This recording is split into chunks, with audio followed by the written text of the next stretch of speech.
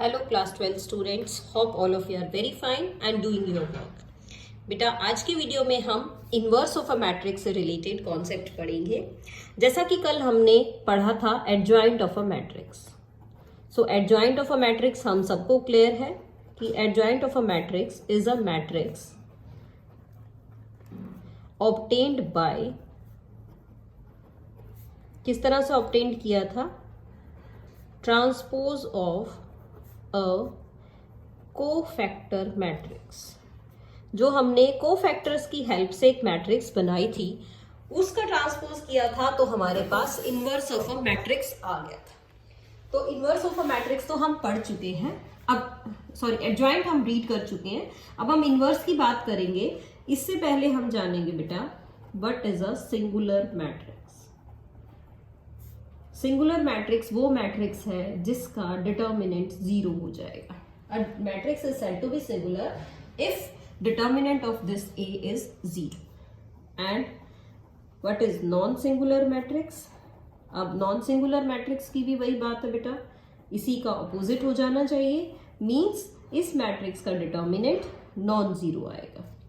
सो repeat कर लेते हैं। अ matrix is said to be a singular matrix if its determinant is zero.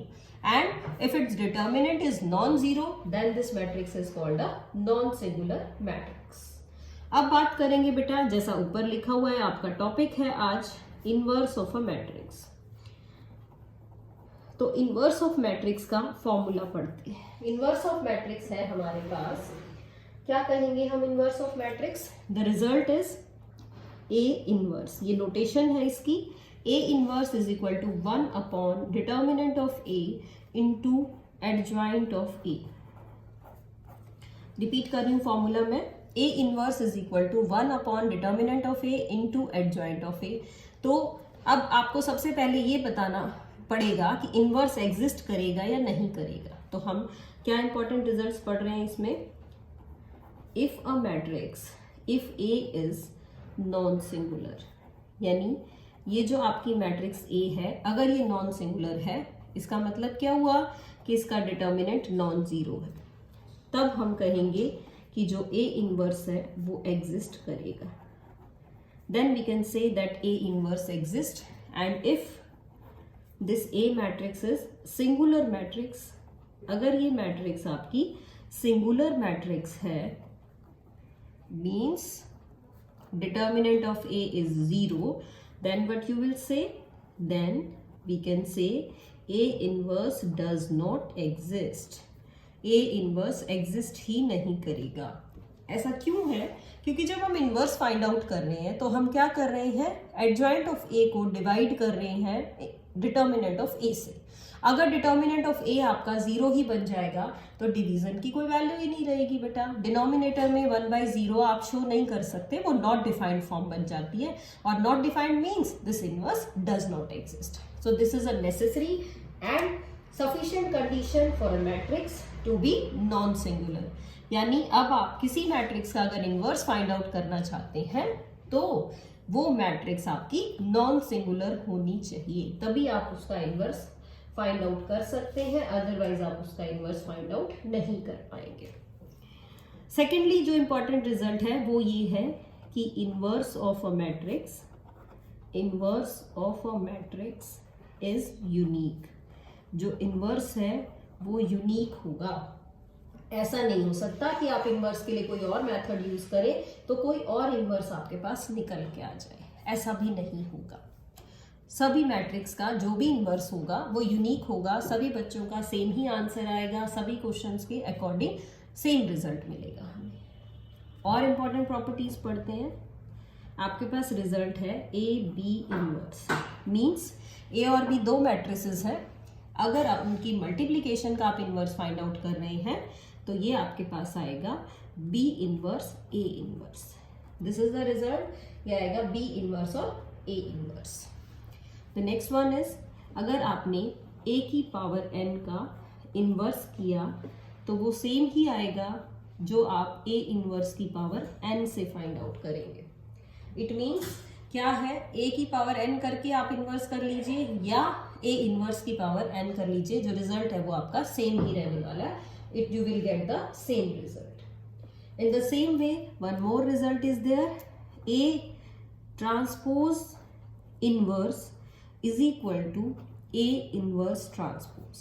यानी transpose और जो इनवर्स है वो भी आपस में आप इंटरचेंज कर सकते हैं. ए ट्रांसपोज और ए इनवर्स में कोई डिफरेंस नहीं आएगा. अच्छा जी, और बात करते हैं हम. एक और रिजल्ट लिखा गया है, identity matrix of any order किसी भी आइडेंटिटी मैट्रिक्स का कोई भी ऑर्डर हो अगर, हैज इट्स ऑन इनवर्स. इस बात को समझिए कि कोई भी आइडेंटिटी मैट्रिक्स आपके पास है, उस आइडेंटिटी मैट्रिक्स का जो इनवर्स होगा वो भी आइडेंटिटी मैट्रिक्स ही होगा. और यू कैन से कि I inverse is equal to I. Inverse of identity matrix is the identity matrix again. इसमें कोई भी डिफरेंस नहीं है. So we are taking one related question which is related to the inverse of a matrix. तो बेटा एक question देखते हैं हम. आपकी एक्सरसाइज का क्वेश्चन नंबर 11 है, जिसमें हमें इनवर्स फाइंड आउट करना है. तो मैट्रिक्स आपके पास गिवन है. ए मैट्रिक्स है, वो है 1 0 0. यहाँ है 0 0 cos alpha, it is sin alpha, then sin alpha and minus cos alpha. And आपको इस मैट्रिक्स का इनवर्स फाइंड आउट करना है. तो सबसे पहले इनवर्स फाइंड आउट करना है आपको, तो हम इसका डिटर्मिनेंट फाइंड आउट करेंगे. डिटर्मिनेंट ऑफ ए हम निकालेंगे 1 0 0 0 cos alpha, sin alpha 0 sin alpha and cos alpha. तो इसका डिटर्मिनेंट फाइंड आउट करना है, तो हम इसको या तो फर्स्ट रो से एक्सपेंड कर लेते हैं या फिर इसको फर्स्ट कॉलम से एक्सपेंड करते हैं. क्यों इससे एक्सपेंड करेंगे? क्योंकि आपको पता है मैक्सिमम नंबर ऑफ जीरोस होनी चाहिए ताकि आपकी कैलकुलेशन इजी हो सके. तो फर्स्ट रो में भी सिर्फ एक ही एलिमेंट है नॉन जीरो, और फर्स्ट कॉलम की भी बात करें तो इसमें भी सिर्फ एक ही एलिमेंट है नॉन जीरो. तो हम इसको फर्स्ट रो से एक्सपेंड कर लेते हैं. सो क्या आएगा आपके पास 1 into. अब हम मैट्रिक्स लिख लेते हैं. ये आएगा आपके पास matrix cos alpha, sin alpha and cos alpha. If you will cross multiply it, then what you will get? cos square alpha. यहाँ पे वैल्यू नेगेटिव है तो ये भी नेगेटिव आएगा, यानी minus cos square alpha minus sin square alpha. आप -1 common निकालेंगे तो अंदर आपके पास आएगा cos square alpha plus sin square alpha, जिसकी वैल्यू होती है 1. तो आप लिखेंगे this is not equal to 0. अब 1 जो है वो नॉट इक्वल टू 0 है, तो हम आगे लिखते हैं सो ए इज नॉन सिंगुलर मैट्रिक्स. आपकी जो ए मैट्रिक्स आ गई है वो नॉन सिंगुलर आ गई है, and so A inverse exists. It means A inverse आपका एग्जिस्ट कर जाएगा. अब इनवर्स के लिए वही सेम प्रोसीजर है हमारा. क्या प्रोसीजर है इनवर्स के लिए? कि हम इसमें अब एडजॉइंट फाइंड आउट करेंगे.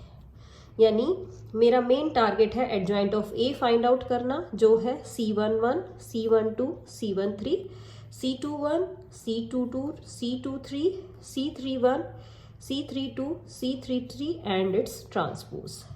यानी कोफैक्टर वाली मैट्रिक्स का हमें ट्रांसपोज करना है ताकि हम क्या फाइंड आउट कर सकें, ताकि हम कोफैक्टर्स का ट्रांसपोज करें तो आपके पास एडजॉइंट आ जाए.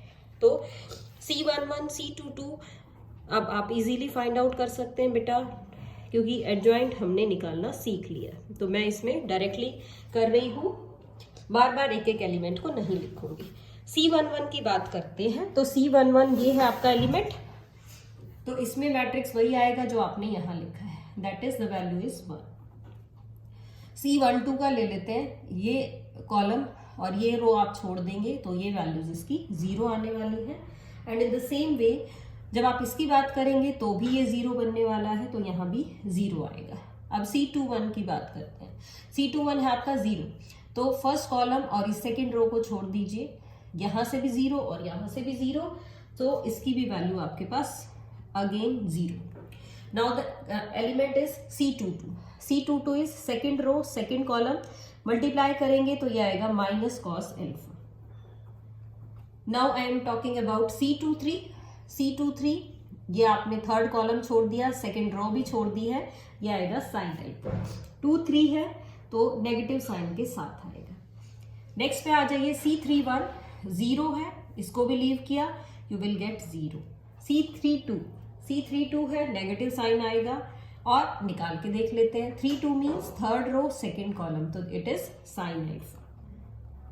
Now we are talking about 33 is minus cos alpha, तो आपने ये भी छोड़ दिया, ये भी छोड़ दिया, ये आपके पास आया है कॉस एल्फा। अब हम इसका ट्रांसपोज लेंगे तो जो वैल्यू आएगी वो क्या आएगी, 1 0 0 0 minus cos alpha minus sine alpha, और यहाँ आएगा 0 minus sine alpha cos alpha. Adjoint हमारे पास आ चुका है, तो हम ए इनवर्स का फॉर्मूला लिखते हैं। A inverse is 1 upon determinant of A into adjoint of A. Determinant of A हमारा -1 है, तो मैं लिखूंगी 1 upon -1 into the adjoint, means 1 0 0 0 minus cos alpha minus sine alpha 0 minus sine alpha and cos alpha. अब हम क्या करें, इस नेगेटिव साइन को अंदर मल्टीप्लाई कर सकते हैं। देखिए क्या आएगा आपके पास, साइन चेंज हो जाएंगे अंदर वाले सभी एलिमेंट्स के, देन यू विल गेट, ये आपका 1 था तो ये बन जाएगा हमारा -1 था, ओके ये भी हमारा -1 ही आया था, ये देखिए, तो -1 और -1 1 0 0 0 ये बन गया cos alpha, then sine alpha 0 ये साइन एल्फा बनेगा और इसको लिखेंगे माइनस कॉस एल्फा। तो ये आपके पास ए इनवर्स आ गया है। इस तरह से हम inverse of A find out कर सकते हैं। इनवर्स ऑफ ए का क्या मेथड यूज किया बेटा, हमने इनवर्स ऑफ ए के लिए मेथड यूज किया कि पहले आप डिटर्मिनेंट ऑफ ए को चेक करें। डिटर्मिनेंट ऑफ ए पे डिपेंड करता है आपका इनवर्स। तो डिटर्मिनेंट ऑफ ए अगर नॉन जीरो है, नॉन सिंगुलर है, तो हम कहेंगे ए इनवर्स एग्जिस्ट करेगा। तो पहले आप एडजॉइंट निकालिए। कैसे निकालते हैं एडजॉइंट, कोफैक्टर्स का ट्रांसपोज। तो कोफैक्टर्स निकाले हैं, फिर हमने उसका ट्रांसपोज किया है, ये आपके पास एडजॉइंट मैट्रिक्स आएगा। उसके बाद ए इनवर्स का फॉर्मूला लिखिए, A inverse is equal to 1 upon determinant of A into adjoint of A.